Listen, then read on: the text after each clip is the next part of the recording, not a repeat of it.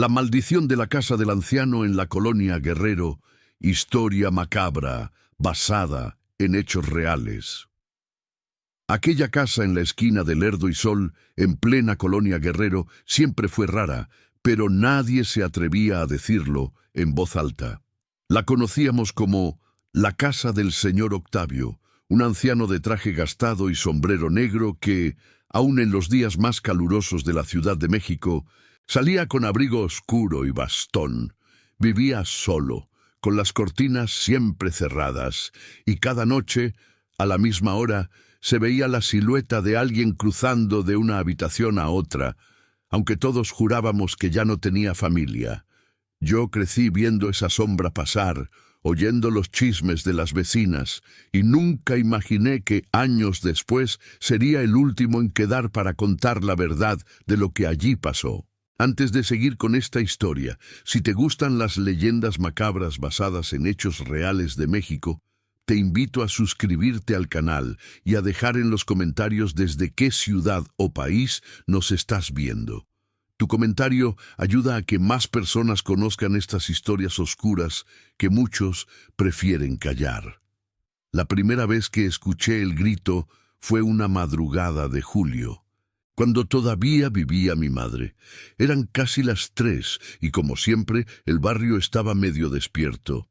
El de las tortas preparando el guisado, algún borracho peleando con su propia sombra, la patrulla dando la vuelta con la sirena apagada. De pronto, un alarido agudo como de mujer cortó el aire y se estrelló contra las paredes de la casa del anciano. Mi madre se santiguó de inmediato, tirando la escoba. «Otra vez», murmuró. «Esa casa no va a terminar bien, hijo. Yo tenía 15 años. Y como todos a esa edad, me creía más valiente de lo que era. Me asomé por la ventana. La luz del foco de la calle apenas alcanzaba a dibujar la fachada mugrosa, pero vi algo que nunca olvidé. La puerta de madera se movía sola, abriéndose apenas unos centímetros y cerrándose de golpe, como si alguien la jalara desde adentro. No había nadie en la banqueta, ni viento ni gatos. Solo ese movimiento, lento, obstinado, y el eco lejano de un llanto que parecía venir del patio. La colonia Guerrero siempre ha sido un lugar duro, pero vivo. Por las mañanas, el olor a tamales y atole se mezclaba con la gasolina de los microbuses atascados en el tráfico. Los voceadores anunciaban periódicos con titulares de sangre, como si la tragedia fuera parte del desayuno. Por las tardes, los niños jugábamos fútbol en la calle, esquivando carros y regaños, mientras las vecinas tejían chismes sentadas en sillas de plástico afuera de las vecindades. Todos se conocían, o al menos creían conocerse, todos menos el anciano de la casa de la esquina. Octavio había llegado antes de que yo naciera. La versión más repetida era que había sido abogado o algo relacionado con papeles, porque siempre lo veían con maletín. Otros aseguraban que había tenido dinero, mucho dinero, pero que se le fue en pleitos con la familia. Había quien decía que la casa, de 2 pisos, con azulejos rotos y balcones oxidados, alguna vez fue bonita, que en los años 70 se escuchaba música desde adentro y entraban señores bien vestidos, señoras con peinados altos, coches americanos estacionados en doble fila. Todo eso, según los más viejos del barrio. Para mi generación, la casa siempre fue un cascarón gris con vidrios empolvados y una placa de «Se vende», que se oxidó sin que nadie llamara. La cosa es que, aunque nadie se atrevía a entrar, todos sabíamos que algo pasaba ahí dentro. Hubo noches en las que se olía a humo, como si estuvieran quemando algo, pero jamás salía humo de la azotea. Otras, se escuchaban voces discutiendo, un hombre y una mujer, insultos ahogados por las paredes gruesas. Y sin embargo, al día siguiente, el anciano salía solo con su bastón, caminando hasta la tienda de la esquina a comprar lo mismo. Un pan dulce, 1 litro de leche, cigarros sueltos. ¿Con quién vive el señor Octavio?, le pregunté una vez a don Raúl, el de la miscelánea. Con sus muertos, muchacho, respondió sin levantar la vista de la caja registradora. Y esos nunca se van. Cuando mi madre murió, años después de aquel grito, yo ya trabajaba como repartidor y pasaba cada noche frente a la casa del anciano para llegar a la vecindad. Empecé a notar cosas que antes me parecían coincidencias. Perros que se quedaban paralizados frente al portón, con el lomo erizado, sin atreverse a ladrar. Gente que cambiaba de banqueta para no pasar por ahí. Una mujer que, al cruzarse con el anciano en la tortillería, dejó caer las tortillas y, temblando, salió sin recogerlas. No eran cosas de película, no había fantasmas flotando ni puertas golpeando solas en cámara lenta. Era algo más discreto, más real, un miedo silencioso, vergonzoso, que todos traían en la mirada, pero que nadie nombraba. Una noche, el anciano se cayó en plena calle. Yo venía con la mochila de reparto casi vacía, ya de regreso, cuando lo vi desplomarse frente a la panadería. El bastón rodó hasta donde estaban las rejas. Corrí instintivamente. ¿Está bien, Don?, pregunté agachándome. Me miró con unos ojos acuosos y rojos, pero no de borracho. Había en su mirada algo parecido al cansancio de quien lleva años peleando en secreto. «¿La escalera?», susurró. «Esa escalera me va a matar algún día». Olía a medicinas viejas y tabaco rancio. Lo ayudé a incorporarse. Tenía la ropa limpia, planchada, pero el cuello de la camisa estaba gastado, como si fuera su única prenda buena. «Lo llevo a su casa, Don». «Tú vives por ahí, ¿verdad?», me señaló vagamente. «Te he visto desde que eras chamaco». «Sí, aquí a la vuelta», se apoyó en mi brazo. Cuando llegamos al portón, sacó una llave grande y oxidada. Dudó un segundo. «Gracias, muchacho. ¿Cómo te llamas?» «Luis». «Luis, si algún día escuchas algo, gritos, golpes, no llames a la policía. No sirve de nada. Solo reza». Luego me dio la espalda y desapareció en la oscuridad de la casa. El olor a humedad y a ropa guardada salió al abrir la puerta mezclado con algo dulce, como flores marchitas. Desde esa noche empecé a fijarme aún más en los detalles. La casa del anciano no solo era rara, parecía estar detenida en otra época. El timbre era de esos antiguos, de botón redondo. Las placas de la calle aún tenían la tipografía vieja del DF. En los balcones, los barrotes estaban decorados con figuras de hojas, pero muchas estaban rotas, como si alguien las hubiera doblado a golpes. A veces, cuando soplaba el viento del norte, se escuchaba un repiqueteo metálico, como cadenas arrastrándose. Nunca supe si eran realmente cadenas o solo los tendederos pegando contra la lámina de la azotea. El rumor de la colonia decía que, antaño, esa casa había sido escenario de algo muy feo. Un vecino viejo, don Chucho, que se sentaba todos los días en la banca del parque a alimentar palomas, fue el primero en soltarme algo concreto. «Tú que eres curioso, Luis», me dijo un día, «mejor no metas las narices ahí, esa casa ya se cobró demasiadas vidas». «¿Qué pasó, don?». Chucho chupó los dientes, como saboreando un recuerdo amargo. «Antes de que tú nacieras, ahí vivía una familia, un señor importante, dicen que trabajaba en el gobierno, su esposa y el hijo. Pero no creas que eran buenas personas. Ya te tocará escuchar bien la historia, si la casa te deja». Esa frase se me quedó clavada. Si la casa me deja, como si el lugar mismo tuviera voluntad. Las cosas se pusieron realmente extrañas la noche en que vi luz en el segundo piso. Para entonces el anciano ya casi no salía. Los vecinos empezaban a murmurar que quizá estaba enfermo. Eran cerca de las 2 de la mañana cuando, desde la ventana de mi cuarto, vi encenderse una lámpara amarilla en la ventana que daba a la calle. La cortina se abrió un poco y apareció una figura femenina, de cabello recogido, con una bata clara. No era un reflejo ni una sombra, era una silueta completa.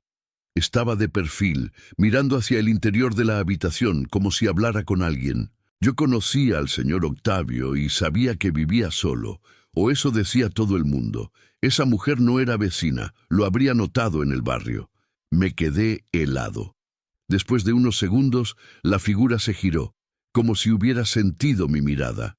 No pude ver su rostro, solo la idea de unos ojos oscuros, un hueco donde debía ir la boca. La luz titiló y se apagó de golpe. Volví a quedarme a oscuras, con el corazón desbocado, la respiración cortada. Al día siguiente fui directo con don Raúl, el de la tienda. Anoche vi a alguien en la casa del señor Octavio. Solté, apenas puse un pie. Él, que siempre tenía respuesta para todo, se quedó callado un momento. Luego bajó la voz. No lo andes diciendo, muchacho, te van a decir que estás viendo cosas. No estoy loco. Era una mujer. Ya lo sé, respondió, y esa fue la primera vez que lo escuché admitir algo. No eres el primero que la ve, ni el último, me temo.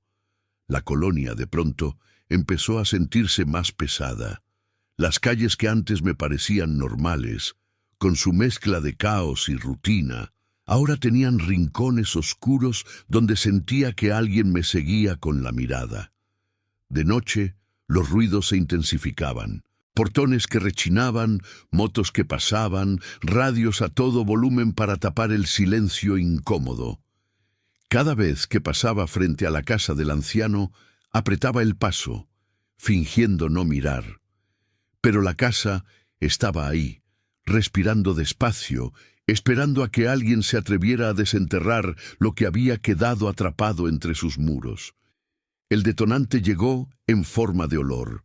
Una tarde de agosto, el calor en la Guerrero era sofocante, pegajoso.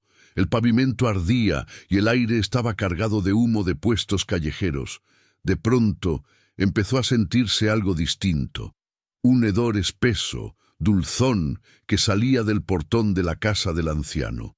Era un olor que cualquiera en la ciudad reconoce y al mismo tiempo quiere negar, el olor de algo muerto de varios días. Las moscas se arremolinaban cerca de la rendija inferior de la puerta.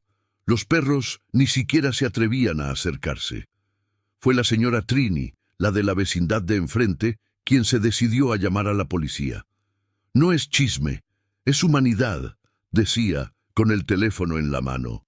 Ese señor vive solo, y uno no puede solo hacerse de la vista gorda. Las patrullas llegaron más tarde de lo que uno esperaría, pero llegaron. 2 policías jóvenes bajaron con cara de fastidio, como si preferirían estar en cualquier otro lugar. Tocaron varias veces. Nadie respondió. Terminaron pidiendo una orden para entrar, pero la orden nunca llegó. Al final, la presión de los vecinos, el olor insoportable y el miedo a que los medios se enteraran hicieron que el comandante autorizara forzar la puerta. Yo estaba ahí, mezclado entre la gente, con el corazón golpeándome las costillas. Vi cómo un cerrajero improvisado metía una barreta en el marco de la puerta. Con un crujido largo, la madera cedió. Del interior salió una bocanada de aire caliente, cargado de humedad y algo más. Algo que hacía al estómago querer voltearse. Los policías encendieron sus lámparas y entraron, mientras todos nos quedábamos en la banqueta conteniendo la respiración. «A ver, por favor, nadie se acerque», ordenó uno sin mucha autoridad. Pasaron unos minutos que se sintieron eternos. Se escucharon pasos, puertas que se abrían, murmullos. De pronto, uno de los policías gritó el nombre del otro. Después, un silencio espeso. La señora Trini empezó a persignarse a toda velocidad.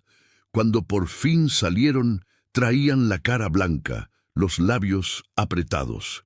«¿Encontraron al señor Octavio?», preguntó alguien. «Sí», respondió el más joven. Pero no es solo eso. Nos miró como si se debatiera entre hablar o callar. Al final, bajar la voz fue su forma de encontrar un punto medio. «Arriba, hay un cuarto cerrado con llave. La puerta está llena de golpes por dentro y hay marcas, como de uñas en la madera». Nadie dijo nada. «Vamos a pedir refuerzos», añadió. Esto no empezó ayer. Yo sentí un escalofrío que me recorrió la espalda. Por alguna razón que no supe explicar, supe que lo que fuera que había pasado en esa casa no solo se trataba de un anciano muerto en soledad. Se trataba de algo que venía de mucho antes, de años de secretos, de voces silenciadas. Y, sin quererlo, también supe que la colonia Guerrero no iba a poder seguir fingiendo que esa casa era solo rara. La maldición que llevaba dentro estaba a punto de derramarse sobre todos nosotros y yo, Luis, el vecino curioso que siempre se quedaba mirando de más, iba a estar en el centro de esa revelación. Pocas horas después, la casa del anciano ya no era solo la casa rara de la esquina. Era una escena acordonada, con cinta amarilla cruzando el portón y patrullas estacionadas en doble fila, haciendo que el tráfico de la colonia Guerrero se volviera aún más insufrible. Llegaron más policías, un ministerio público gordo y sudoroso, y finalmente una camioneta del servicio forense. Los curiosos se acumulaban en las banquetas, algunos grabando con el celular, otros fingiendo indiferencia mientras se acercaban lo más que podían. Yo me quedé entre la gente, pero lo suficientemente cerca para escuchar los fragmentos de conversación que empezaban a armar un rompecabezas que nadie quería completar. «Dicen que el señor tiene por lo menos 3 días muerto», susurró la señora Trini a mi lado. Pobrecito, por más raro que fuera, morir así, solo. Solo no estaba, comadre, se metió don Chucho con voz ronca. Esa casa nunca estuvo vacía. Lo miré, esperando que dijera más, pero se calló. Tenía la mirada fija en la puerta entreabierta, como quien ve regresar a un enemigo conocido. Adentro, el movimiento era constante, pasos subiendo y bajando la escalera, voces que se cruzaban órdenes, el chasquido seco de las cámaras tomando fotos a cada rincón. Las ventanas del segundo piso seguían oscuras, pero ahora, sabiendo lo que el policía había dicho sobre golpes por dentro y marcas de uñas, esa oscuridad parecía viva, expectante. Imaginé un cuarto clausurado, una cama vieja, paredes repletas de sombras. Se me puso la piel de gallina. Al caer la tarde, un agente de traje barato salió a hablar con los vecinos. Dijo que, por el momento, no podían compartir detalles, que el señor Octavio había sido encontrado sin vida en la planta baja y que se abriría una investigación. Nada más. Las preguntas empezaron a lloverle. ¿Murió de enfermedad? ¿Se suicidó? ¿Por qué olía tan feo? ¿Y el cuarto de arriba? El agente respondió con evasivas, pero fue la forma en que evitó mirar hacia el segundo piso lo que más me inquietó. Un profesional podría disimular mejor. Él no. Parecía tener miedo real. Esa noche, la colonia estaba distinta. Los puestos de tacos y quesadillas se instalaron como siempre, pero la gente hablaba en voz más baja, como si hubiera luto. Algunos juraban que habían visto salir de la casa algo más que a los peritos. Una sombra que se detuvo un instante en la puerta, miró la calle y se desvaneció. Yo no vi nada, pero confieso que preferí no pasar frente al portón. Di la vuelta por otra calle para llegar a mi vecindad. Tenía la sensación absurda de que, si miraba demasiado tiempo la fachada, la casa podría reconocerme, distinguirme del resto, marcarme. Al día siguiente, muy temprano, fui a trabajar. Repartí paquetes por toda la ciudad, pero en realidad mi mente seguía en la esquina de Lerdo y Sol. Me preguntaba qué historia escondía ese cuarto cerrado, quién había golpeado la madera hasta dejar marcas de uñas. Por la tarde, al regresar, vi que la cinta amarilla seguía puesta, pero ya no había patrullas. Solo quedaba un oficial aburrido, apoyado en el marco de la puerta, cuidando que nadie entrara. La casa se veía más silenciosa que nunca, pero el olor, aunque más tenue, todavía flotaba en el aire, mezclado con el humo de los anafres. Tenía que saber más. Esa necesidad no era curiosidad boba, era algo más profundo, como si la colonia entera me estuviera empujando a entender por qué habíamos permitido vivir tantos años con un monstruo disfrazado de casa sin decir nada. Me acerqué al oficial con cautela. «Buenas tardes. ¿Sabe cuánto tiempo se va a quedar así la casa?» Me miró de arriba abajo, reconociendo seguramente a otro vecino chismoso. Lo que tarde la investigación. Yo conocía al señor Octavio, mentí a medias. Lo ayudé una vez a llegar a su casa. ¿Murió solo? El policía dudó. No estaba obligado a decirme nada, pero quizá el cansancio o la necesidad de sacar lo que había visto le aflojaron la lengua. «Mira, chavo, lo único que te voy a decir es que no fue una muerte tranquila y que esta casa tiene más candados que puertas». «¿Cómo que más candados?» «Arriba», señaló con la barbilla, «los cuartos tienen cerraduras por fuera». «¿Tú dormirías tranquilo en un lugar donde te cierran con llave desde el pasillo?» No supe qué contestar. Él chasqueó la lengua y regresó a su postura de vigilante indiferente. Yo me aparté, pero sus palabras se quedaron rebotando en mi cabeza. Aquella tarde me encontré con don Chucho de nuevo, en la banca del parque. Tenía un cigarro encendido, cosa rara en él, que siempre decía que el tabaco lo había matado 2 veces. «Don Chucho», me senté a su lado. «Usted sabe algo de esa casa. Dígamelo, por favor». Exhaló el humo despacio, como si con eso exorcizara recuerdos. «Lo que yo sé, lo sé porque lo vi», dijo al fin. «No son chismes, y no me lo contaron a medias, como luego hacen en este barrio». «¿Qué vio?» «Vi entrar ataúdes a plena luz del día, y no salieron jamás». Me miró de reojo esperando mi reacción. «¿Ataúdes? ¿Cuándo?» «Hace muchos años. Te hablo de cuando todavía se decía Distrito Federal y la colonia Guerrero era otra cosa. Ahí vivía el licenciado Alarcón, dueño de esta casa. Era un hombre respetado, padrino de medio barrio. Ayudaba con papeles, recomendaba gente, movía influencias. Tenía esposa y un hijo, Fernando. Siempre bien vestiditos, la señora con sus vestidos caros, el chamaco con uniforme planchado. La cosa es que puertas adentro eran un infierno. Los gritos se escuchaban hasta acá, donde estamos sentados, cuando el viento traía las voces. Pleitos, insultos. La señora lloraba mucho, y el muchacho tenía algo raro en la mirada, como si ya estuviera harto de todos antes de cumplir 20 años.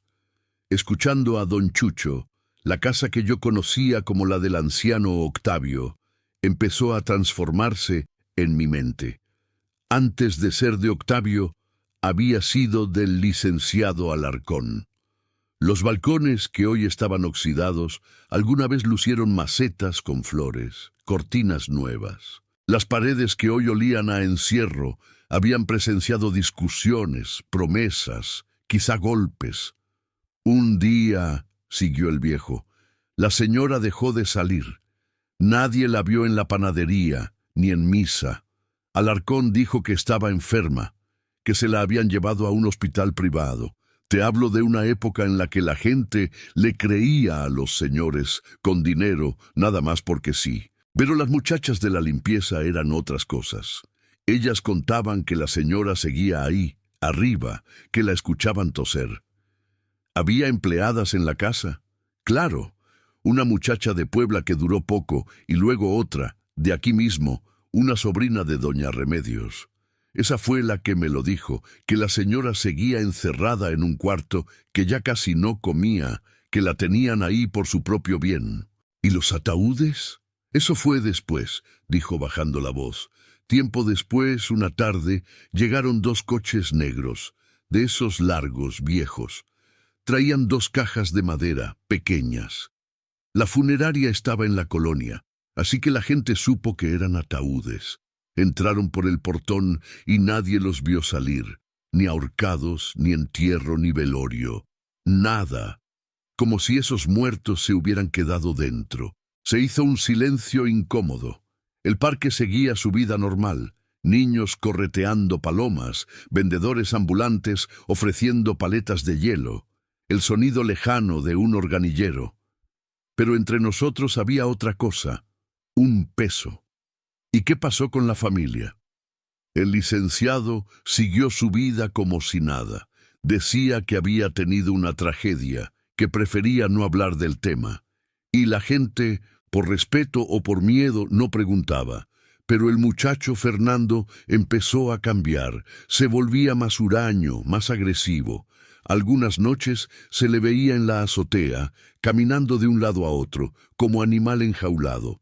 Hasta que un día, ¡pum!, desapareció.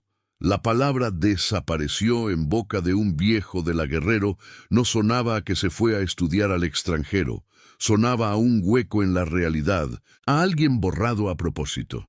Y el anciano Octavio, ¿de dónde salió? Con los años, el licenciado envejeció y empezó a vender cosas. Primero el coche, luego los muebles, después los cuartos de arriba. Un día, supimos que se iba a retirar y que la casa quedaría bajo el cuidado de un sobrino lejano, el señor Octavio. Nadie sabe bien cómo estuvo esa herencia, solo que después de eso, el licenciado ya no se vio por aquí, y la casa empezó a cerrarse como un puño. Cortinas corridas, portón siempre con llave. Los cuartos que antes se usaban quedaron clausurados, y los que se alquilaban...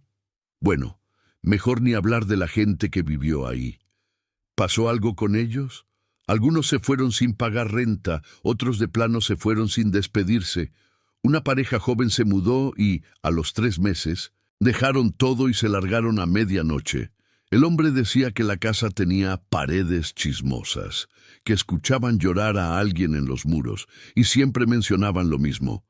Una mujer de bata clara que se aparecía en la escalera. Sentí un escalofrío. La figura que yo había visto en la ventana aquella noche encajaba demasiado bien con esa descripción. ¿Nunca entró la policía?, pregunté. En aquellos tiempos, la policía no entraba a las casas de la gente influyente, bufó don Chucho. Y cuando ya no lo era, a nadie le importaba. Esta colonia está llena de fantasmas, Luis, pero no todos están muertos. Algunos siguen cobrando pensiones, otros se sientan en cafés de lujo. Esa conversación me dejó con más preguntas que respuestas. La casa del anciano ya no era solo escenario de la muerte de un viejo. Era el último capítulo de una historia de poder, encierro y silencios que venía de décadas atrás. Sin embargo, todo seguía cubierto por una capa de «no te metas, no es asunto tuyo», que la gente utilizaba para protegerse del horror y de la vergüenza. Los días siguientes, la presencia policial se fue reduciendo. Un perito, al que escuché de pasada, comentaba por teléfono: «No hay denuncias antiguas, no hay reportes médicos, no hay nada. Es como si la familia hubiera borrado su propia existencia. La casa quedó otra vez sola, pero ya no se sentía igual. Era como si, al abrir la puerta para sacar el cuerpo de Octavio, se hubiera roto un sello. Las historias que antes flotaban como murmullo, ahora se pegaban a las paredes. El aire era más denso, más atento. Yo empecé a soñar con la silueta de la mujer en la ventana, siempre de perfil, siempre girándose hacia mí en el último segundo, con el rostro borroso. Una tarde, al regresar del trabajo, vi a un hombre parado frente al portón, un poco apartado, observando la casa con expresión de furia contenida. Era de mi edad, quizá un poco mayor, con barba descuidada y una mochila al hombro. Tenía algo familiar, aunque no lo reconocí de inmediato. «¿Buscas a alguien?», pregunté por pura inercia mientras pasaba. Él me miró, sorprendido de que le hablara. «Busco respuestas», dijo. «Esta es la casa donde creció mi abuelo». Me detuve. «¿Tu abuelo?». «Sí, Fernando Alarcón», respondió, y ese nombre me pegó en el pecho como un golpe. De pronto, entendí algo. La historia no había terminado con la muerte de Octavio. Apenas estaba abriéndose, y yo, El vecino que solo veía cosas desde la ventana estaba a punto de convertirme en testigo y cómplice de una investigación que nadie quería que se hiciera, empezando por la misma casa que parecía preferir sus secretos enterrados bajo capas de humedad y olvido. El nombre me dejó helado. Fernando Alarcón era el muchacho del que hablaba don Chucho, el hijo del licenciado, el que un día simplemente desapareció. Y ahora tenía frente a mí a alguien que afirmaba ser su nieto, mirando la casa con la misma mezcla de odio y miedo que yo veía en los ojos de los vecinos más viejos. «Soy Luis», me presenté, todavía procesando. «He vivido aquí toda mi vida». El hombre asintió. «Yo soy Marcelo», dijo. «Vengo de Tlalnepantla. Mi madre nunca quiso hablar de esta casa, pero dejó una caja con papeles antes de morir. Y todo me trajo hasta aquí». Marcelo abrió la mochila y sacó un folder manila desgastado. No lo abrió. Solo lo sostuvo en la mano, como si le pesara más de lo que debería. «¿La casa está vacía?», preguntó. «Por ahora sí, pero está asegurada por la investigación». Miró la cinta amarilla con desprecio. «Ellos no saben lo que están buscando», murmuró. «Yo sí». Lo invité a tomar un café en la fondita de la esquina. Sentados en una mesa de plástico, entre el ruido de cucharas y el murmullo de la tele vieja transmitiendo un noticiero, Marcelo empezó a contarme la versión de su familia, esa que nunca había salido a la banqueta ni a los chismes del barrio. «Mi abuelo se llamaba Fernando», dijo, «pero en mi casa apenas sí se decía su nombre. Mi mamá lo mencionaba como si fuera una sombra. Tu abuelo no supo enfrentar sus errores», decía. «Hay casas que no perdonan». Lo miré intrigado. «¿Ella creció aquí?» «No. Nació cuando él ya se había ido de la colonia. Pero el miedo se hereda, Luis. A nosotros nos llegó en forma de silencio». Abrió el folder por fin. Dentro había recortes de periódico amarillentos, fotografías en blanco y negro, un par de cartas dobladas y una copia borrosa de un acta judicial. Me mostró una foto primero. La casa, hacía décadas. Fachada recién pintada, balcones con macetas, una puerta de madera pulida. En la entrada, 3 personas posaban rígidas. Un hombre de traje impecable y bigote fino, el licenciado Alarcón, una mujer de vestido claro, de mirada triste, y un joven de unos 18 años, con el gesto duro, los hombros tensos. «Ese es mi bisabuelo», señaló al hombre, «y ese es Fernando, mi abuelo». Yo miré la foto con fascinación, reconocía los contornos de la casa, pero verla viva, llena de luz, me resultaba casi obsceno. «¿Y ella?», pregunté, apuntando a la mujer. Marcelo tardó en contestar. «Mi bisabuela. De ella no quedó casi nada más que esta foto y la versión oficial de que murió enferma». «¿Y no fue así?», Marcelo negó con la cabeza. «Mi mamá me lo dijo una vez, cuando estaba muy enferma y ya no le importaba guardar secretos. En esa casa hubo más encierro que amor, más candados que abrazos. Mi bisabuela no murió en un hospital, murió en el cuarto de arriba, encerrada». Sentí un nudo en la garganta. Esa imagen se mezcló con las palabras del policía sobre la puerta llena de golpes por dentro. «¿Cómo lo sabes?».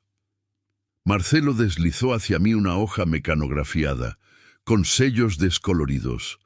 Era una copia de una declaración antigua. El encabezado decía «Comandancia Delegacional», con una fecha de finales de los 70. No había denuncia formal, solo una comparecencia de Fernando Alarcón, entonces un joven de 20 años, debido a un incidente doméstico. Al final del texto, casi al margen, alguien había escrito a mano: «Se recomienda tratamiento psiquiátrico. Se niega a detallar lo ocurrido con la madre». «Esto es lo único que queda en papel», explicó. «Lo demás se quemó o se escondió. Pero mi mamá siempre dijo que el verdadero encierro lo vivió mi abuelo». Nos quedamos en silencio unos segundos. El ruido del tránsito en la Guerrero se colaba por la puerta de la fondita. claxon de microbuses, vendedores ambulantes, el pregón de «agua, agua». «¿Por qué viniste ahora?», pregunté al fin. Marcelo encogió los hombros, con un gesto que era más de dolor que de indiferencia. «Porque mi mamá murió hace un mes y en su testamento no me dejó dinero ni propiedades. Me dejó una nota. La casa de la Guerrero sabe la verdad. Si tienes el valor, ve y rompe el silencio». Me miró fijo. «No sé si sea valor o terquedad, pero aquí estoy». Salimos de la fondita con la luz naranja del atardecer pintando las fachadas. La colonia se llenaba de sombras alargadas, de vendedores que recogían sus puestos, de niños que jugaban el último partido del día. Nos detuvimos frente a la casa de nuevo. «¿Tú has visto algo?», me preguntó Marcelo de pronto. Tragué saliva. «He oído gritos en la madrugada», admití. «Y vi una vez a una mujer en la ventana de arriba, una silueta con bata clara». Se apagó la luz y desapareció. Marcelo cerró los ojos un segundo, como si confirmara una sospecha. Mi mamá la llamaba la que nunca bajó la escalera. Así hablaba de mi bisabuela cuando creía que yo no la escuchaba. La idea de que la figura que yo había visto pudiera estar ligada a alguien con nombre, con historia, con descendientes, hizo que el horror se volviera más concreto y al mismo tiempo más triste. No se trataba de un espectro caprichoso, sino del eco de una vida truncada. Pasaron algunos días antes de que Marcelo y yo pudiéramos hacer algo más que hablar.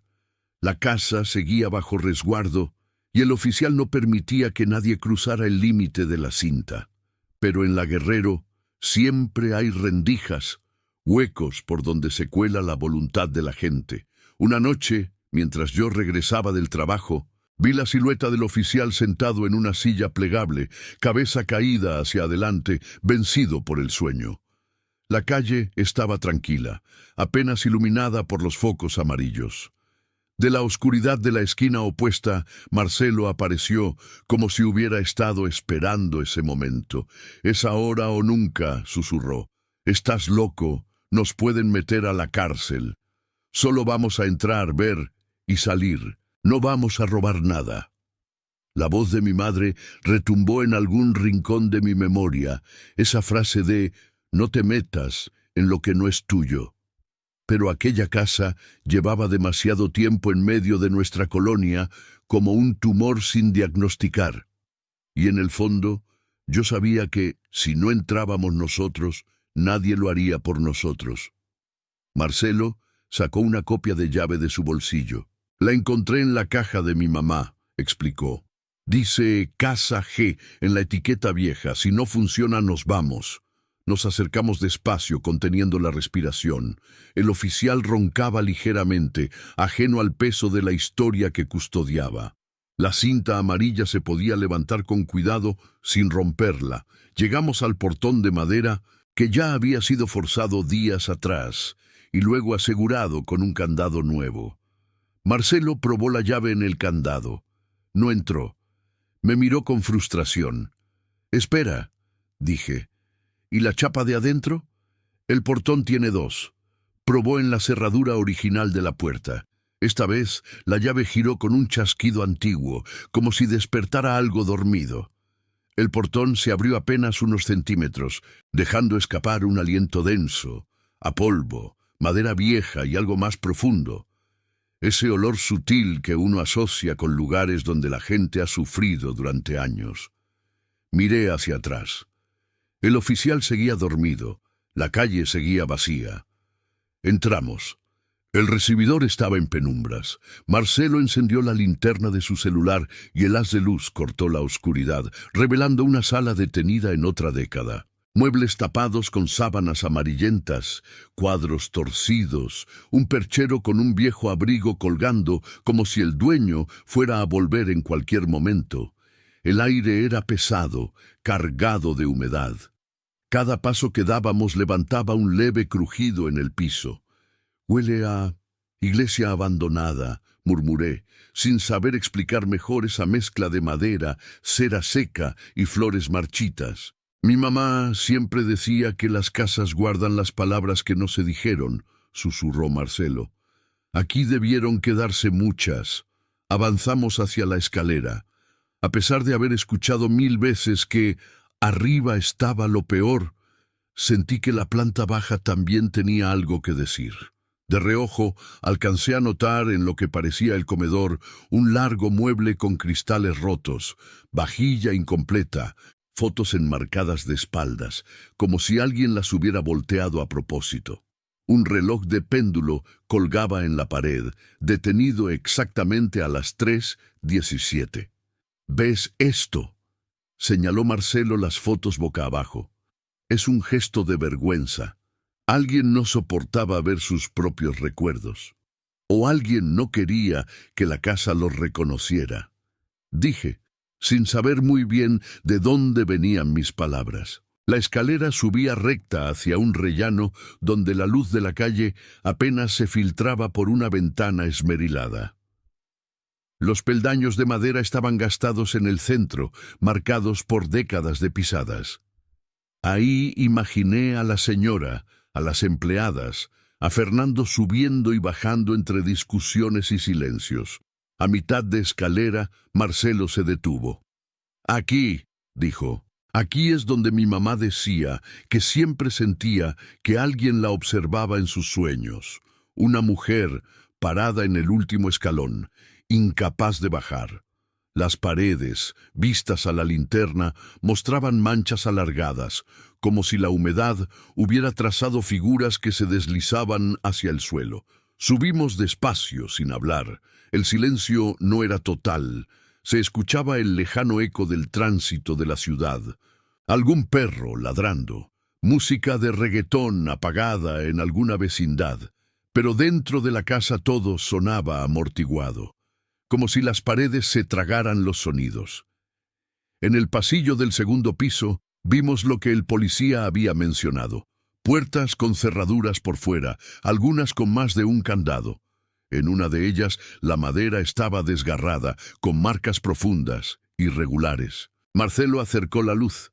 No eran simples golpes, eran trazos desesperados, como hechos con uñas, con algo que rasga pero no perfora del todo. «Dios», murmuré. Marcelo tragó saliva. «Aquí», dijo en voz baja. «Este debe ser el cuarto». Tocó la chapa con la punta de los dedos, como si temiera que quemara. El candado que la aseguraba era nuevo, sin óxido. Lo habían puesto los investigadores. No había forma de abrirlo sin hacer ruido, sin dejar evidencia. «No podemos forzarlo», susurré. «Nos metemos en un problema grave». Marcelo apretó los dientes. «Mi bisabuela murió aquí dentro», dijo con la voz quebrada, «años encerrada. Mi abuelo oyéndola toser, llorar, suplicar, y nadie hizo nada, ni la policía, ni los vecinos, nadie. ¿Te das cuenta?». Lo miré. Entendía su rabia, pero también sabía que lo que hiciéramos en ese pasillo podía marcar nuestras vidas para siempre. En ese momento, algo sucedió. Un frío repentino recorrió el pasillo, como si una ventana se hubiera abierto de golpe, aunque todas estaban cerradas. La linterna de Marcelo titiló y por un segundo la luz se apagó por completo. Estuvimos en la oscuridad total, oliendo el polvo, escuchando solo nuestras respiraciones agitadas. Cuando la luz volvió, noté algo que antes no estaba.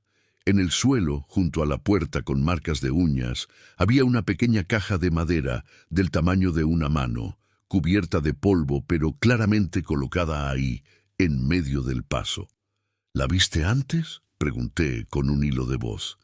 «No», respondió Marcelo. «Te juro que no». La caja no estaba alineada con la pared, ni arrimada a algún mueble. Estaba exactamente en el centro, como si alguien la hubiera dejado ahí para que no pudiéramos ignorarla.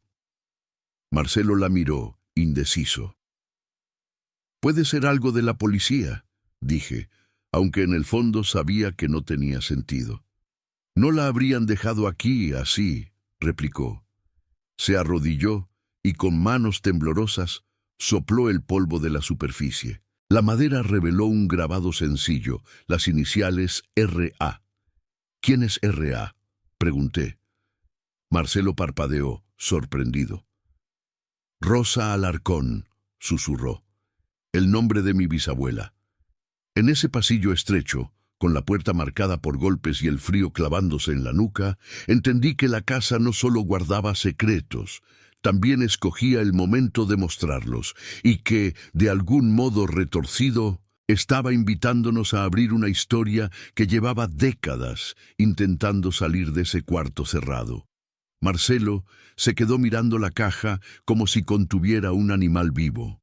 El pasillo, estrecho y cargado de humedad, parecía cerrarse a nuestro alrededor. El silencio era tan denso que podíamos escuchar el zumbido tenue de la ciudad más allá de las paredes, como un recuerdo lejano de normalidad que ya no nos pertenecía. Si esto es una señal, es para mí, dijo al fin, con la voz ronca. Ella era mi bisabuela. No sabemos qué hay dentro, susurré. Podría ser cualquier cosa. Precisamente por eso tenemos que abrirla. Se sentó en el piso, cruzando las piernas, y puso la cajita sobre sus rodillas. Yo me agaché junto a él, sintiendo el frío del suelo filtrarse a través del pantalón.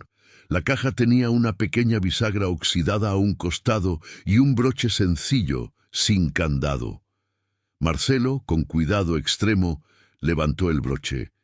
Este se abrió con un clic que resonó en el pasillo como un trueno. Por un segundo dudó. «Si no quieres...» empecé. Ya crucé demasiadas líneas como para echarme atrás. Me interrumpió y levantó la tapa. Dentro, protegidos por un pañuelo de encaje amarillento, había varios objetos pequeños. Un rosario de cuentas negras, un anillo de oro muy delgado, una fotografía doblada y un papel cuidadosamente plegado en 4. El olor a papel viejo y perfume floral, casi imperceptible pero terco, se liberó de golpe, como si hubiera estado esperando años por ese momento. Marcelo tomó primero la fotografía, la desdobló con suavidad. La luz de la linterna reveló la imagen de una mujer joven, con el cabello recogido y un vestido sencillo. Estaba de pie junto a la misma escalera en la que nos encontrábamos, pero nueva, brillante, sin manchas ni desgaste. Sus ojos, aunque quietos en el papel, tenían una melancolía nítida. «Es ella», susurró Marcelo. «Rosa». Yo sentí un escalofrío. Era sin duda la misma silueta que había imaginado tantas veces bajando la escalera, pero atrapada en una foto, detenida antes de dar el primer paso. Luego tomó el papel plegado, lo abrió despacio, revelando una letra fina, inclinada, escrita con tinta que se había corrido en algunos puntos. Acercó la hoja a la linterna y comenzó a leer en voz baja, pero el temblor de sus manos hizo que su voz también vibrara. «Si alguien encuentra esto algún día, que sepa que no estoy loca. Me encerraron porque ya no era conveniente que hablara, porque vi demasiado. Mi hijo no es el monstruo que quieren pintar. El verdadero monstruo duerme en el despacho de abajo, rodeado de papeles firmados con sangre que no se ve. Si muero aquí, será porque prefirieron las apariencias a la verdad. Esta casa se quedará con mis gritos, y si alguna vez se atreven a escucharlos, tal vez entiendan que no se puede construir una vida sobre el encierro de los otros». Marcelo dejó de leer. Sus ojos brillaban, no solo por la luz de la linterna. Apoyó la espalda en la pared, respirando hondo. «Mi bisabuela escribió esto», murmuró, y nadie la escuchó. Yo sentía un peso extraño en el pecho, como si hubiera inhalado polvo demasiado tiempo, pero el ahogo viniera de otro lado, más profundo.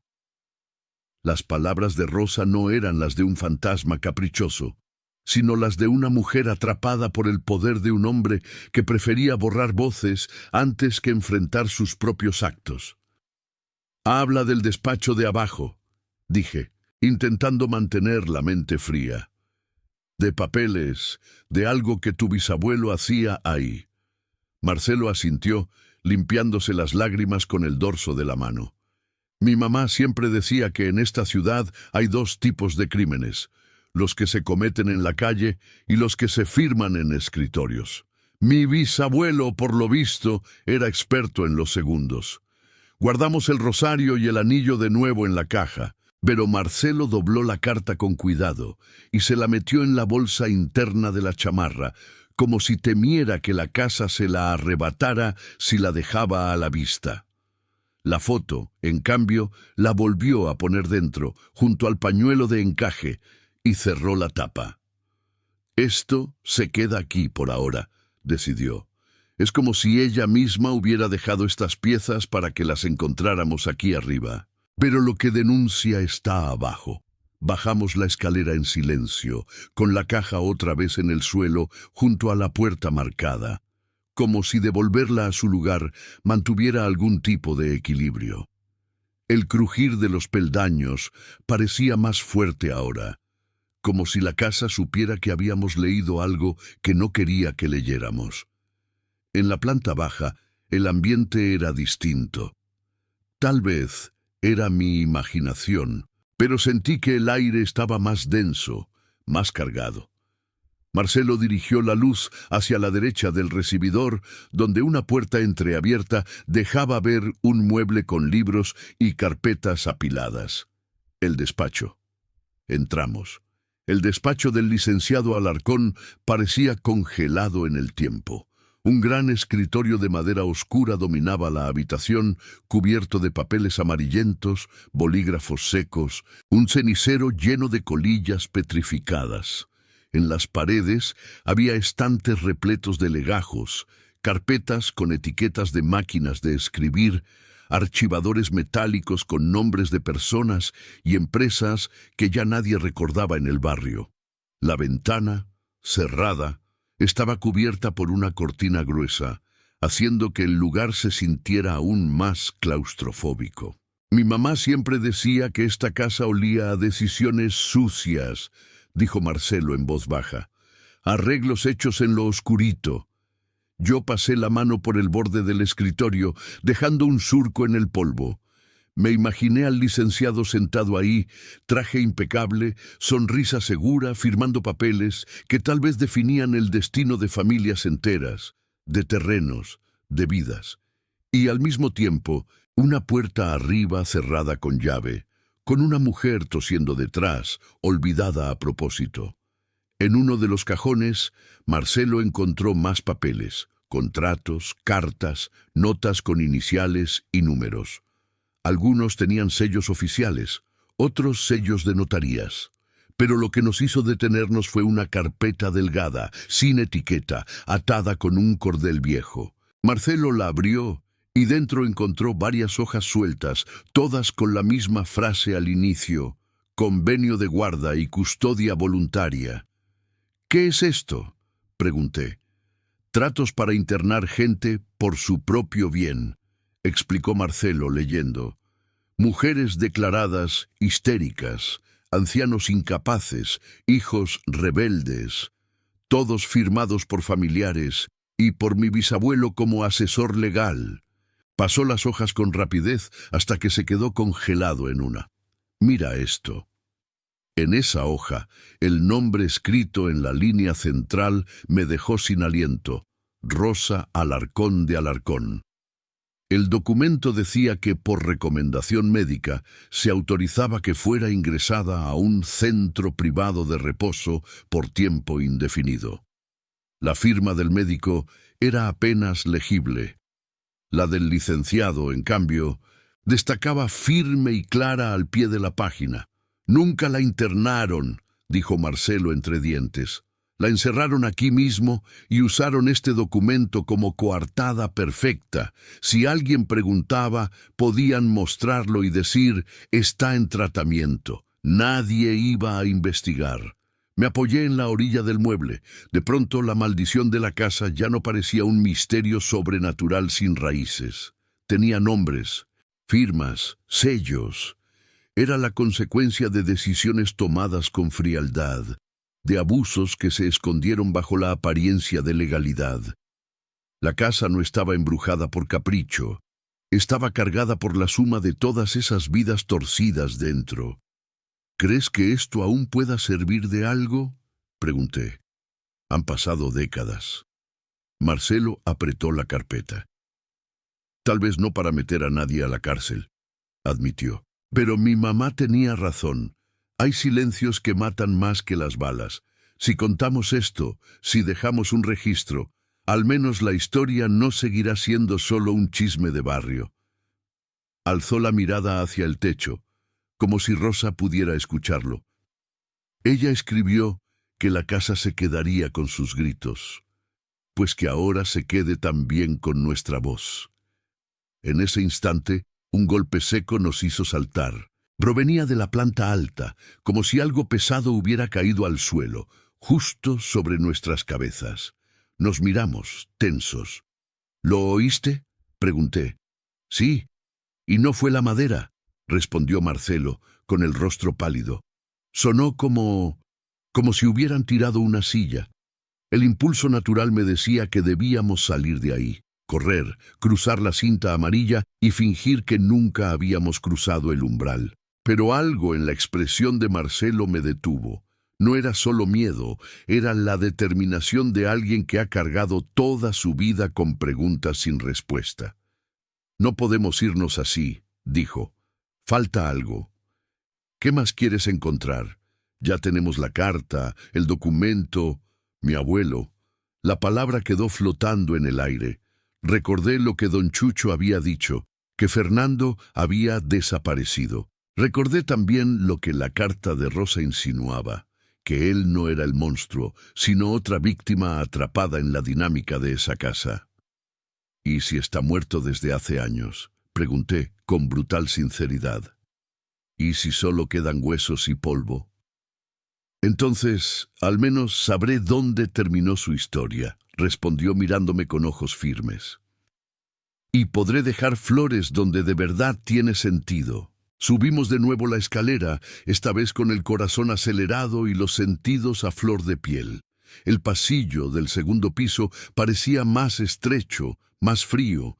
La caja con las iniciales R.A. seguía en el mismo lugar, intacta. Pero ahora, además, había una silla de madera plegable tirada de lado junto a la pared, a unos metros del cuarto marcado, como si alguien la hubiera empujado con fuerza. Esa silla no estaba así, susurré, te lo juro. Marcelo no respondió. Se acercó a otra puerta, la única que tenía la cerradura oxidada, sin candado nuevo. Giró la manija. La puerta se abrió con un gemido largo, dejando ver una habitación pequeña, casi vacía, una cama sin colchón, un buró con un vaso de vidrio hecho añicos y una ventana cerrada con pestillo. No había nada que nos diera una pista de Fernando, pero el cuarto de al lado, el que tenía las marcas de uñas, seguía ahí, imponiéndose como un corazón muerto en medio de la casa. No podemos forzarlo, repetí, más para convencerme a mí mismo.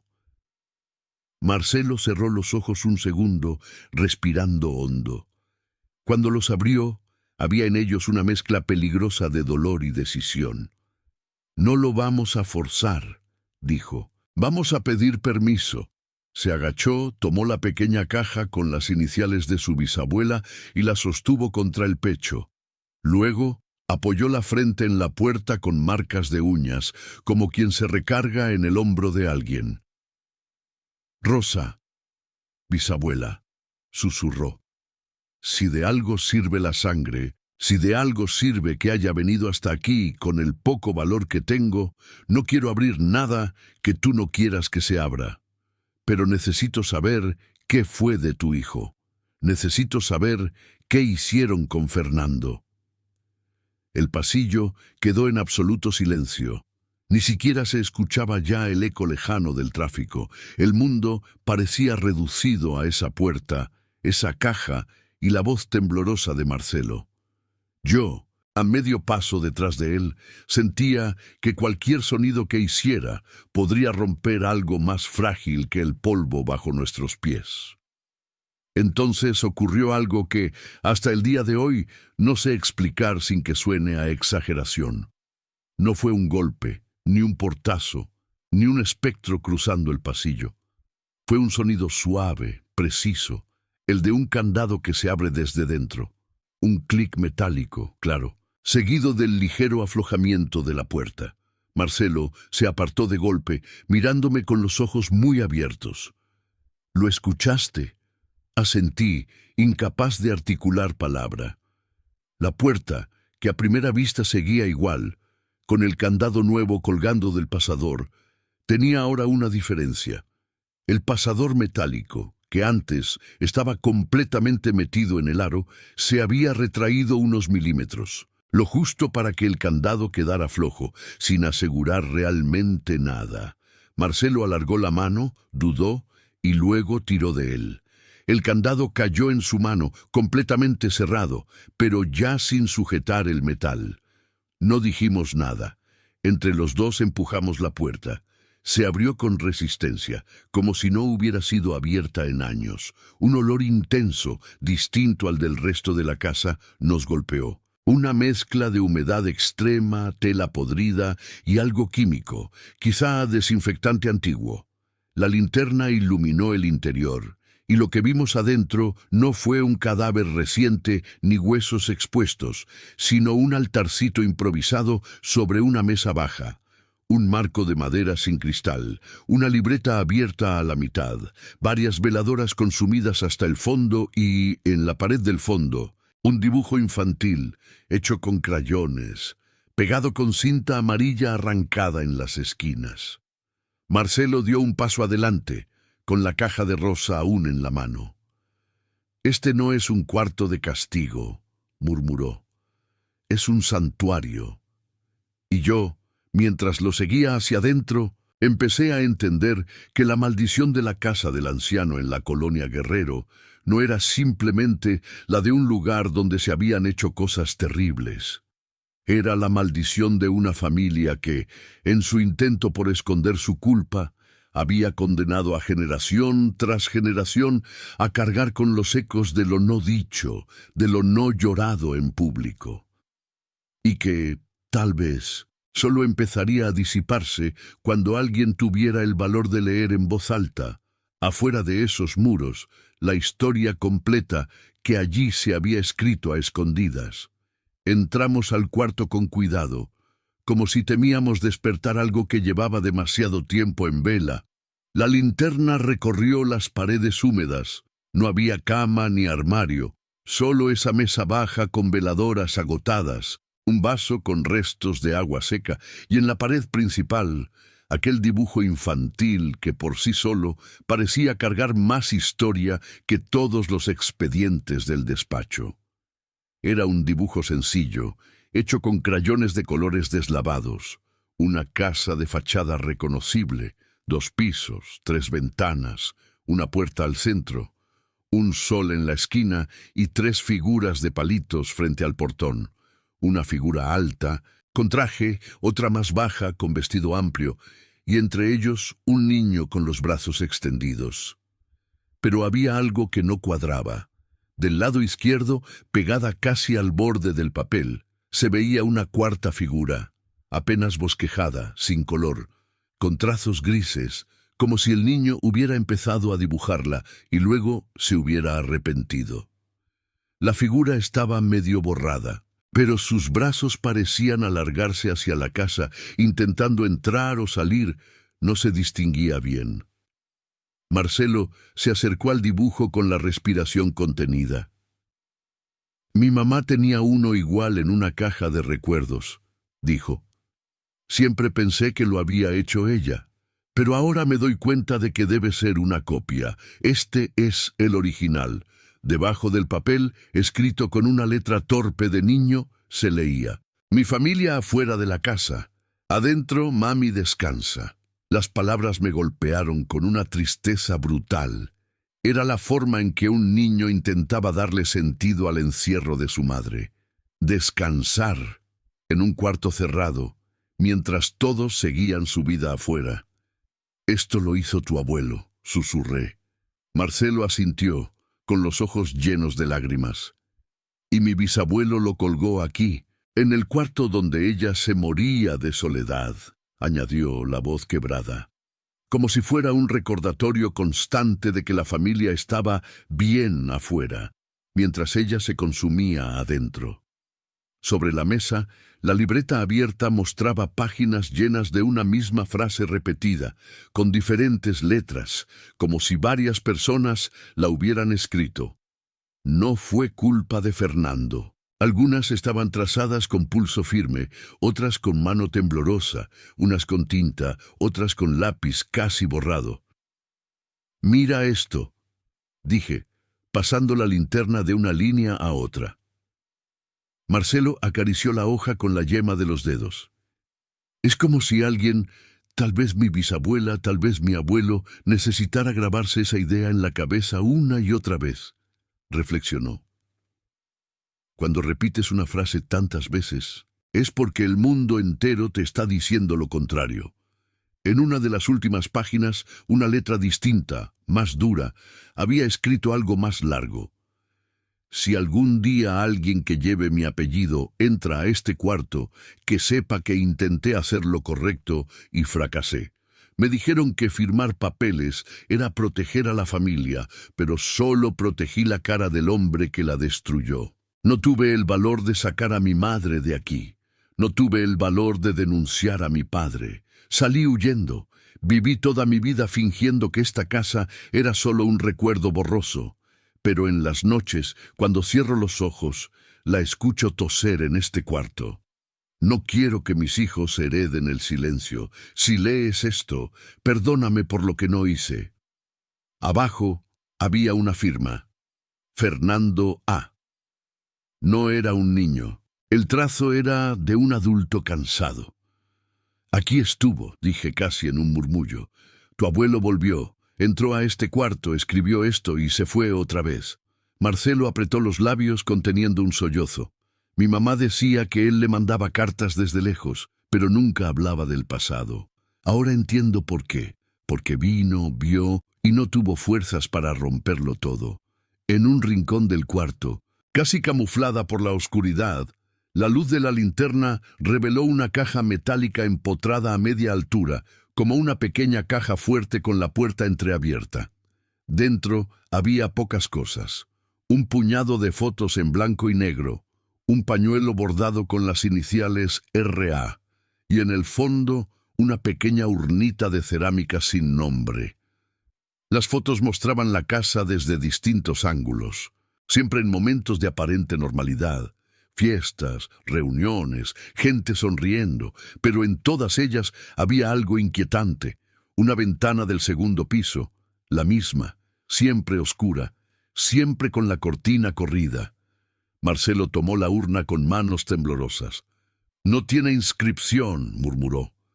Ni fecha, nada. ¿Crees que...? No lo sé, me interrumpió. Y no voy a inventar. Pero si mi bisabuela murió aquí, encarcelada, no me extrañaría que ni siquiera se hayan tomado la molestia de darle un lugar digno. Se quedó un momento inerte, con la urna en las manos, respirando hondo. Luego la devolvió con cuidado a la caja metálica, pero antes de cerrar, colocó dentro la copia del documento de guarda y custodia que habíamos encontrado en el despacho. Que la verdad se quede al lado de lo que intentaron esconder, dijo. Aunque nadie más lo vea, yo necesito dejarlo así. El ambiente en el cuarto era casi irrespirable. No por un olor físico, sino por la densidad de las historias acumuladas, de los arrepentimientos, del dolor que nunca tuvo palabras en voz alta. Sentí que, si nos quedábamos mucho más tiempo, la casa empezaría a pegársenos, a jalarnos hacia su inercia de silencios. Tenemos que irnos, dije. Ya tenemos suficiente para entender lo esencial. Marcelo asintió, pero antes de salir se giró hacia la pared del dibujo. No sé si tú puedes escuchar esto, bisabuela, susurró. Pero voy a hacer algo que nunca hiciste tú, abuelo. Voy a hablar, no de fantasmas, sino de lo que aquí pasó. No de maldiciones mágicas, sino de las decisiones que convirtieron esta casa en una tumba en vida. Salimos del cuarto. En el pasillo el aire parecía ligeramente distinto, menos pesado. La caja con las iniciales de Rosa seguía en las manos de Marcelo. «Esta sí me la llevo», dijo. «No para guardarla en otro cajón de silencio, sino para que lo que escribió se escuche fuera de estos muros». Bajamos la escalera por última vez. El reloj detenido en 3:17 seguía marcando la hora exacta en que, según luego supimos por la autopsia, el anciano Octavio había dejado de respirar. Era como si la casa se hubiera quedado congelada en el momento en que su último guardián moría, dejándola expuesta, vulnerable. Salimos al recibidor y antes de cruzar el portón, Marcelo se detuvo frente al escritorio del despacho, mirándolo con una mezcla de odio y compasión. «Mi bisabuelo firmó muchas cosas aquí», dijo. «Contratos, condenas silenciosas, encierros voluntarios. Pero no pudo firmar el perdón que necesitaba. Eso no se puede sellar con tinta». Tomó aire y añadió: «Voy a hacer lo que él nunca hizo, contar su culpa, no para salvarlo, sino para que al menos el daño tenga nombre». Cruzamos el portón con el corazón golpeando. El oficial, aún recargado en su silla plegable, se movió justo cuando la puerta se cerró tras de nosotros. Por un segundo pensé que nos atraparía, pero solo se removió, medio dormido, murmurando algo incomprensible, y volvió a su letargo. La cinta amarilla se mantuvo en su sitio, apenas movida. La calle volvió a recibirnos con su ruido habitual. Coches, gritos, música lejana, vendedores de elotes. El mundo seguía. Marcelo y yo nos alejamos sin hablar, doblando por la esquina hasta llegar al parque donde tantas veces había escuchado a don Chucho. Nos sentamos en la banca de siempre. Yo todavía sentía el olor de la casa pegado a mi ropa, pero el aire del parque era más fresco, con el aroma tenue de los árboles cansados y el ruido de las palomas revoloteando. «¿Qué vas a hacer ahora?», le pregunté. Marcelo sacó la carta de Rosa de su chamarra, la dobló con cuidado y la guardó de nuevo. «Voy a escribirlo todo», respondió. «Con nombres, fechas, documentos, no una novela para asustar, sino una historia para incomodar. Si la publico, muchos dirán que exagero. Otros dirán que son cosas del pasado, pero si al menos una persona entiende que encerrar a otro por su propio bien también es violencia, valdrá la pena». Me miró con seriedad. «¿Y tú, Luis?». Pensé en mi madre, en sus advertencias, en las noches en que escuchamos gritos y decidimos cerrar la ventana en lugar de llamar a nadie. «Yo voy a dejar de decir que esa casa estaba embrujada, como si eso explicara todo», dije. «Voy a contar lo que vi, lo que oí, lo que me contaron. Y cuando la gente pregunte por la maldición, les diré que no empezó con fantasmas, sino con decisiones de personas muy vivas». Pasaron los meses. La noticia oficial sobre la muerte de Octavio fue breve.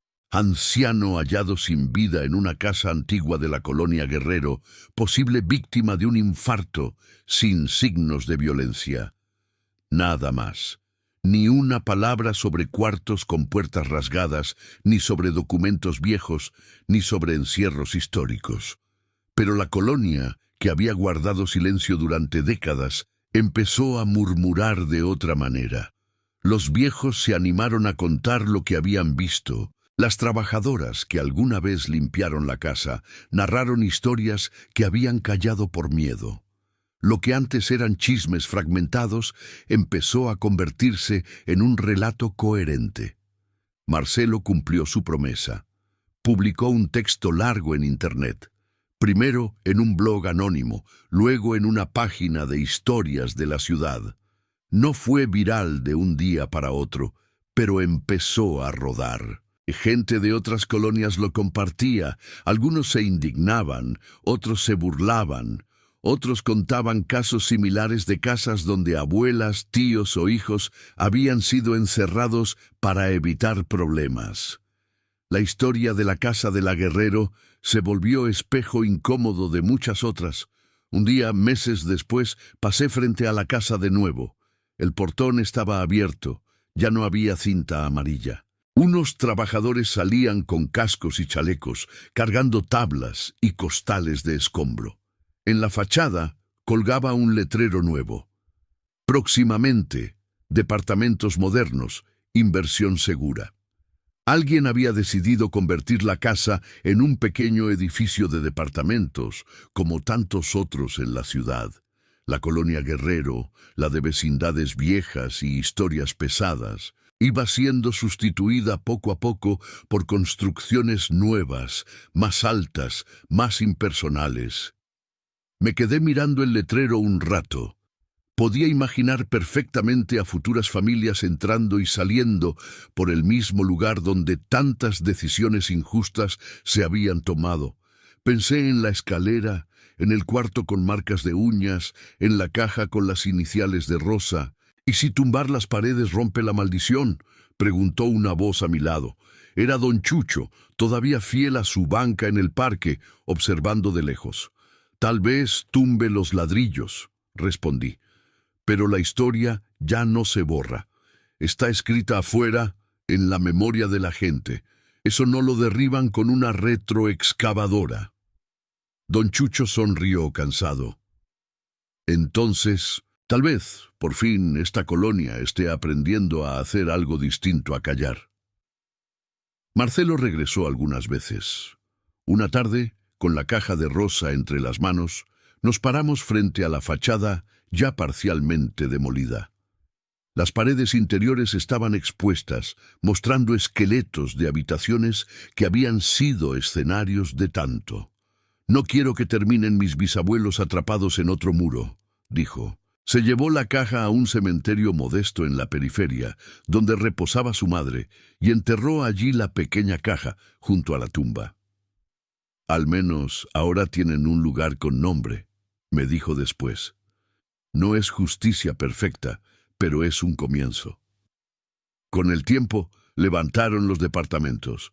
Fachada lisa, portón eléctrico, cámaras de seguridad. Los nuevos inquilinos, ajenos a casi todo, salían apurados cada mañana, arrastrando mochilas, hablando por teléfono, preocupados por las prisas del día. De vez en cuando, algún vecino veterano les contaba, medio en broma, que ahí antes había una casa maldita, y ellos se reían, pensando en sustos de YouTube o historias para pasar el rato. Yo los veía desde la ventana de mi cuarto, ya acostumbrado a los cambios de la ciudad. Y, sin embargo, algunas noches, a eso de las 3 de la mañana, cuando el barrio se calmaba y el silencio era menos frágil, me parecía escuchar algo. Un suspiro largo, una tos lejana, el sonido tenue de pasos que, por fin, bajaban la escalera sin cadenas ni candados. No era un lamento de ultratumba, sino más bien el eco de una historia que había encontrado por fin su salida. La maldición de la casa del anciano en la colonia Guerrero no se rompió con rezos ni exorcismos. Empezó a deshacerse el día que dejamos de llamarle casa embrujada para llamarla por lo que había sido. Una cárcel disfrazada de hogar, sostenida por firmas, sellos y silencios. Una maldición hecha por manos humanas que solo empezó a perder fuerza cuando alguien se atrevió a abrir la puerta, leer las cartas escondidas y sacar el dolor a la luz. Ahora, cada vez que paso por esa esquina, miro los balcones nuevos y las cortinas modernas, y no pienso tanto en fantasmas como en advertencias. En cómo el miedo y la vergüenza pueden convertir cualquier casa en un lugar maldito, aunque por fuera luzca impecable. Y recuerdo las palabras de la carta de Rosa. No se puede construir una vida sobre el encierro de los otros.